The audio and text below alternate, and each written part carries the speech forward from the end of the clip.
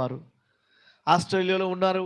వారు ఏమంటున్నారంటే, ఈ సేవకుడు మా దేశానికి రావాల్సిందే, ఆయన డెడ్ బాడీని మా దేశానికి పంపించమని పంపిస్తే సౌత్ ఆఫ్రికా వాళ్ళు ఏమంటున్నారు తెలుసా? ఈయనొక డెడ్ బాడీ, ఈయనొక శరీరాన్ని మా దేశంలోనే పెట్టాలి, మా దేశంలోనే కన్ను గోడగొట్టుకున్నాడు, మా దేశంలోనే కాలు బోడగొట్టుకున్నాడు, మా దేశంలోనే భుజం బోడగొట్టుకున్నాడు, మా దేశంలోనే పిల్లల గోడగొట్టుకున్నాడు, మా దేశంలోనే ఈయనకు దేహాన్ని ఆ సమాధి చేయాలంటే వాళ్ళు ఒప్పుకోలేదు. ఏమన్నారో తెలుసా?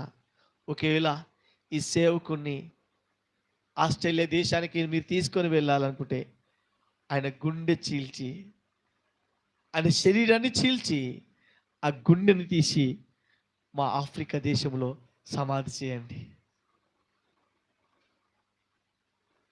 సేవకుడు చచ్చిపోయిన తర్వాత కూడా ఆ గుండె చీల్చి ఆ